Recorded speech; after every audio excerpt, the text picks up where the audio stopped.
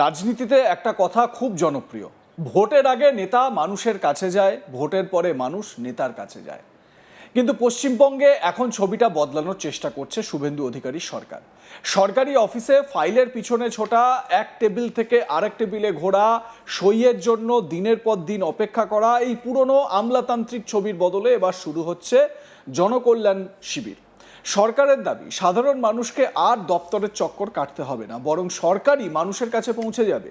শুনতে খুব সাধারণ একটি প্রশাসনিক কর্মসূচি মনে হতে পারে, কিন্তু এর রাজনৈতিক ও সামাজিক তাৎপর্য অনেক গভীর। 2026-এর 15ই জুন থেকে 17ই জুন পর্যন্ত রাজ্য জুড়ে বসছে জনকল্যাণ শিবির।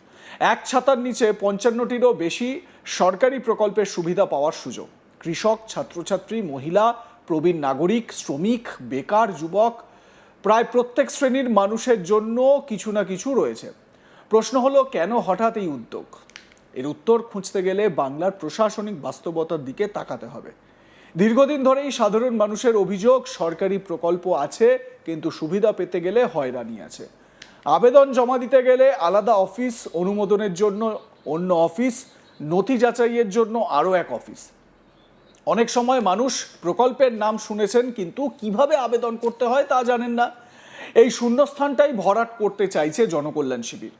সরকারের বক্তব্য পরিষ্কার, যে মানুষ সরকারি সুযোগ সুবিধা পাওয়ার অধিকার রাখেন তাদের কাছে পরিষেবা পৌঁছে দেওয়াই প্রশাসনের কাজ।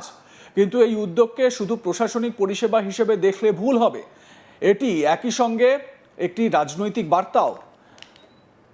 কারণ গণতন্ত্রে প্রকল্প মানেই শুধু উন্নয়ন নয়, রাজনৈতিক বিশ্বাসযোগ্যতারও পরীক্ষা।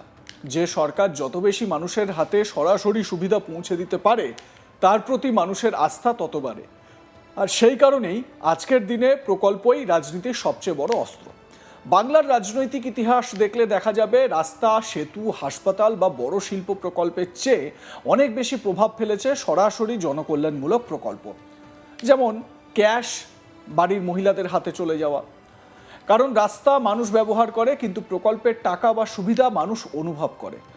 আর অনুভূতির রাজনীতি সবসময় পরিকাঠামোর রাজনীতির চেয়ে শক্তিশালী। এই জনকল্যাণ শিবিরেও সেই মনস্তত্ত্ব স্পষ্ট।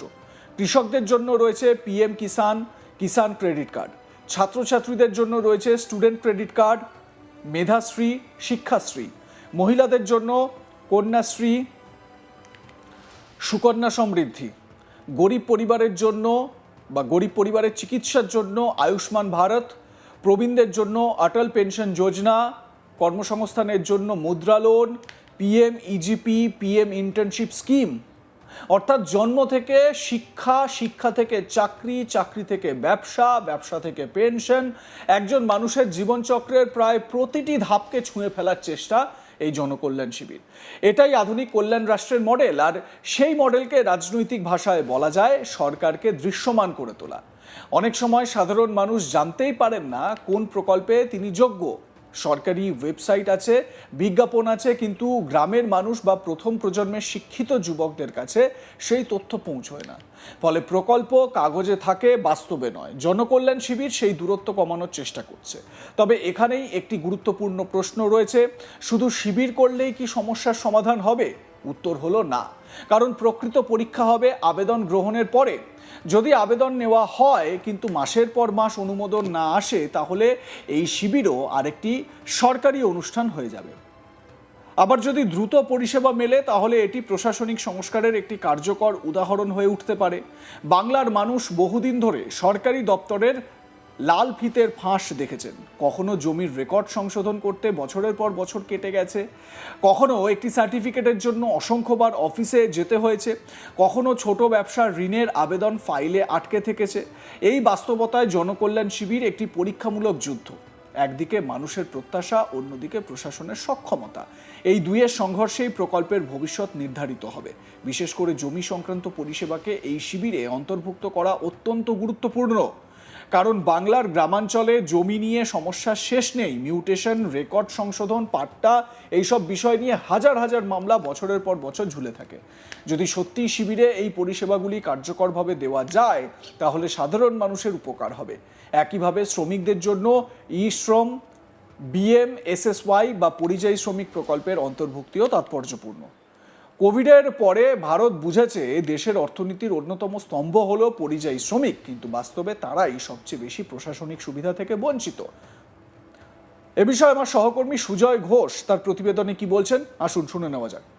গোটা রাজ্য জুড়ে আজ থেকে শুরু হলো জনকল্যাণ শিবির। আমরা জানি তৎকালীন তৃণমূল কংগ্রেসের সরকার, তারা দুয়ারে সরকার করতেন গোটা রাজ্য জুড়ে। এই দুয়ারে সরকারেরই পাল্টা বর্তমান বিজেপি সরকার বা শুভেন্দু অধিকারী নেতৃত্বে যে সরকার, সেই সরকার তারা জনকল্যাণ শিবির শুরু করলো।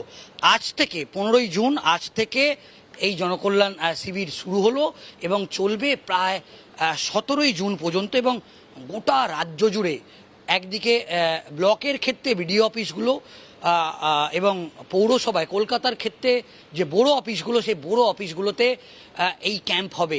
যেটা প্রাথমিকভাবে আমরা জানতে পাচ্ছি, যারা এ রাজ্যের মানুষ, একেবারে 55টি পরিষেবা, সেই পরিষেবা কিন্তু এই ক্যাম্পগুলো থেকে পাবে। সেক্ষেত্রে কিষাণ ক্রেডিট কার্ড যেরকম পাবেন, PM Svanidhi Yojana, Ayushman Bharat, E-Shram card, PM Ujjwala Yojana, PM Awas Yojana, Annapurna Yojana, Sukanya Samriddhi Yojana, Jai Johar, student credit card, PM internship scheme, Mudra loan এবং উদ্যমী রেজিস্ট্রেশন, এই সমস্ত কিছু, এই ধরনের যতগুলো স্কিম আছে, প্রায় এই ধরনের 55টি স্কিম, সেই 55টি স্কিমের সুবিধা পাবে। এছাড়া কি কি ডকুমেন্ট নিয়ে আনবে, যেটাও জানা যাচ্ছে যে আধার কার্ড, মোবাইল নাম্বার, ব্যাংকের পাসবই, রেশন কার্ড, ভোটার কার্ড, এই সমস্ত ডকুমেন্টসগুলো তারা সঙ্গে করে এই সমস্ত ডকুমেন্টসগুলো তারা নিয়ে আসতে হবে এবং তারা এই ধরনের সুবিধা পাবে। এবং ইতিমধ্যেই জনকল্যাণ শিবির বলে শুভেন্দু অধিকারী এবং নরেন্দ্র মোদীর বলা যেতে পারে একটি ছবি দিয়ে একটি বিশেষ ওয়েবসাইটও চালু করে দেওয়া হয়েছে এবং খুব সহজে জনকল্যাণ jkswb.gov.in jks জনকল্যাণ শিবির .wb.gov.in এবং এই ওয়েবসাইটে গিয়ে খুব সহজেই কোন বিধানসভা কেন্দ্র বা এই ওয়েবসাইটে গিয়ে আপনার নিকটবর্তী জনকল্যাণ শিবিরের ক্যাম্প কোথায়, সেটা খুব সহজেই আপনারা জানতে পারবেন। এবং ইতিমধ্যেই একটি টোল ফ্রি নাম্বার, সেই টোল ফ্রি নাম্বারও চালু করা হয়েছে রাজ্য সরকারের পক্ষ থেকে।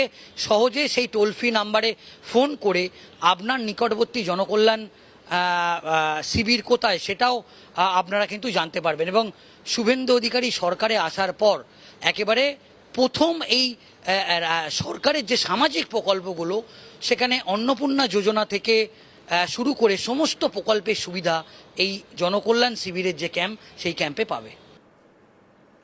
আপনাদের মতামত জানান, দেখতে থাকুন আজ তাক বাংলা, সাবস্ক্রাইব করুন আমাদের ইউটিউব চ্যানেলটি।